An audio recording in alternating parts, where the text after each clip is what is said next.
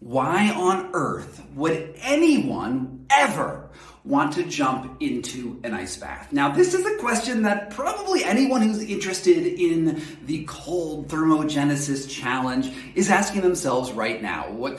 Really? I have to take a cold shower? I have to go jump into ice?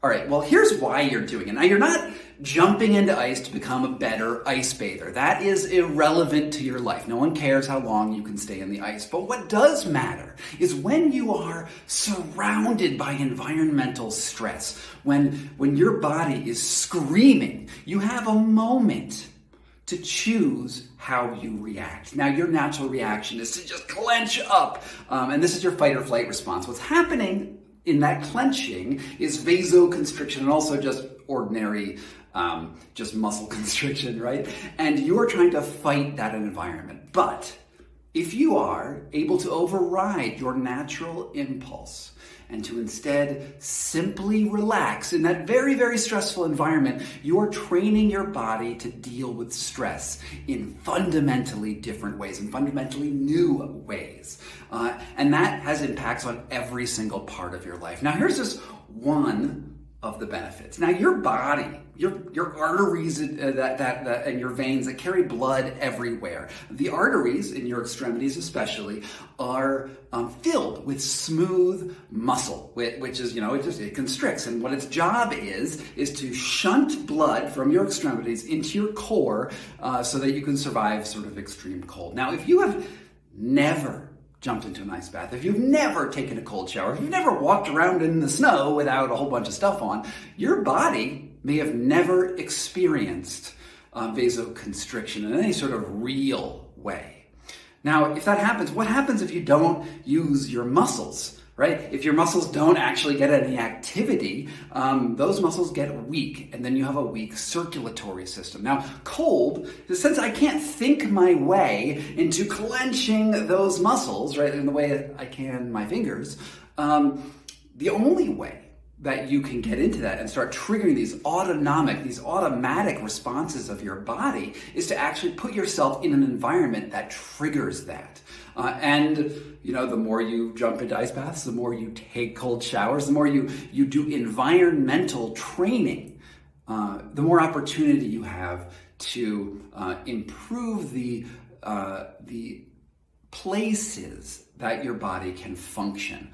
Think about comfort for just 1 second.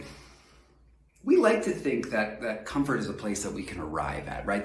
That we can be that comfortable on like your couch or in your bed, and that's just an awesome place. And honestly, I love my bed and I love my couch. But if you were to try to find like the platonic ideal of comfort, the place where absolutely everything is comfortable, what you're actually doing is narrowing the places that you can be comfortable, so that if you only stayed on your couch your whole life, suddenly that's the only place that you can find comfort in. And eventually even that, think about being in your bed all day, you start getting achy and whatnot. Now, with cold thermogenesis and these other challenges that we're working on, by putting yourself in a stressful place and then deciding in your mind that this stressful place is really not that bad and that you can handle it, is a fundamental human power that will change your life. And you can find it in the cold, you can find it in front of things that make you afraid, you can find it in meditation and yoga practices and weightlifting, in all sorts of different things, because your body always wants to do something. It always wants to take the easy route, but we have our minds in order to allow ourselves to take more difficult challenges, and your body responds and gets stronger, more resilient, more emotionally resilient, physically resilient. You get less sick. It's pretty awesome. Now, thank you so much to Kion and to Ben Greenfield for having me on this. I got a book about ice bathing called What Doesn't Kill Us. You can go check it out. It's pretty awesome. There's an audiobook too, also awesome. And then there's a book called The Wedge I just came out with, just really recently.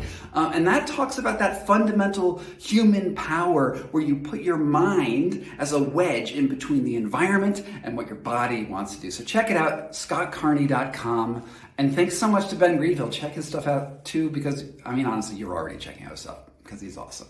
All right, thanks.